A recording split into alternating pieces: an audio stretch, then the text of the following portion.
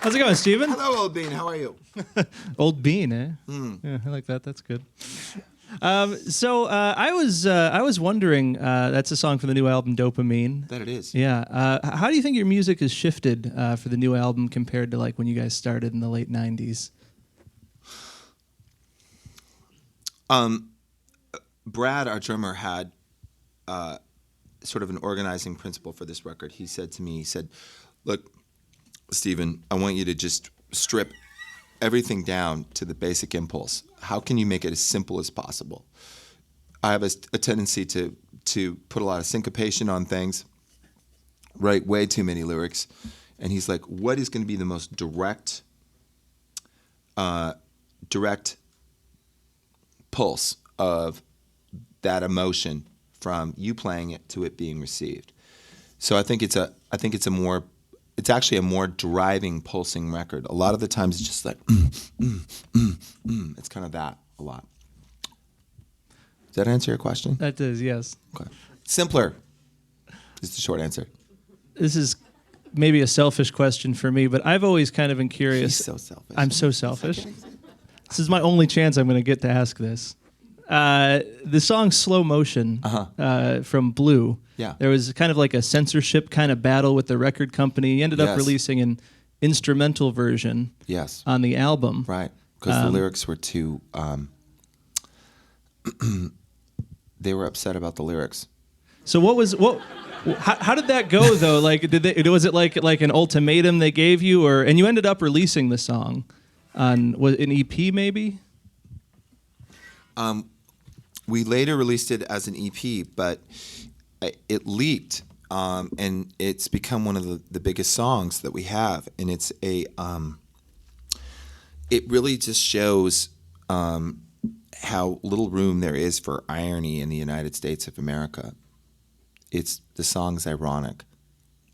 I don't actually mean it. So irony means... So you're not like a murderer? Where the stated meaning is the exact opposite of the intended meaning. That's irony. And the record company's like, "What? That's a dirty song." And they saw us. They never paid any attention to the lyrics, which is quite amazing because I write filthy, dirty, naughty, dirty songs. If you listen to Semi-Charmed Life, if you had listened to it in advance, you would have never played that song on the radio. I mean, I can't even discuss the subject matter. But it's like, it's catchy. So Slow Motion came around because I really loved hip-hop. And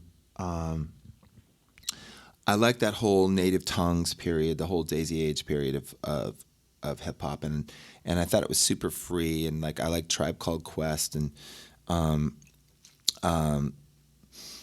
like the Jungle Brothers. I like anyway.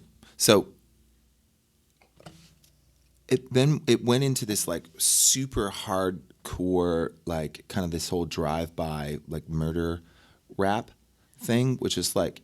It was just this gigantic celebration of black on black crime and just hatred of women. That was basically your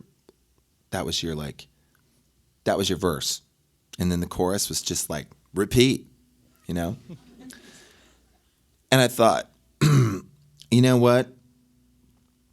I'll write you the most vicious song I will write the most vicious song ever, and I will send it to you with roses and flowers. And so it was really just kind of like, it was kind of my ironic comment. Is that a wind up? Do you want me to play it? I mean, Okay. kind of do. Before you do that, though, I wanted to ask you about Spencer Barnett. You've been doing some work with. Yes. Yeah. Do you want to kind of explain who that is and how that got started? It's great. So I produced an album for an artist who I think has just got a really special voice, and when you hear this artist sing, you think probably from New Orleans, probably a black woman who's seen some things. He's a 13-year-old boy from a nice family in San Francisco who wears Izod Lacoste shirts, and we have no idea where he got this voice. There's no antecedent to the sound of his voice. And I was friends with his parents, and he liked singing, and I got him a guitar as a birthday present, and then he sang for the congregation at his bar mitzvah, and he sang the Jeff Buckley version of Hallelujah. And I was like, well, okay, that's the first time I've ever heard anybody sing that song, and it like stood up to Jeff Buckley's version, which is considered sort of the definitive version. So I recorded him, and when I started recording him, I realized that he was really, really a musician. So we made this EP, and we did that in a week in a studio in Malibu, and I used my band, Third Eye Blind, as the backup band. And his parents came down, and they kind of like scratched their head that this, he's a very like, he's like a young 13. He's really like, he's a kid. So he's like, he's a man. He's at a bar mitzvah, though. Yeah. He's a responsible. Yes, he's ready to take his place at the table. It's so many mazzles, I know.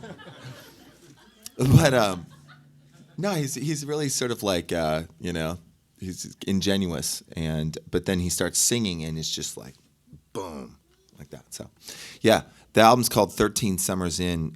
It's Spencer Barnett, and it's on iTunes, and you should definitely steal it. It's pretty incredible. Yeah. Even pay for it, maybe. I don't know. Anyways, the new album is called Dopamine, playing tonight in Eugene. Let's hear some more music. Third Eye Blind, give it up for Stephen Jenkins.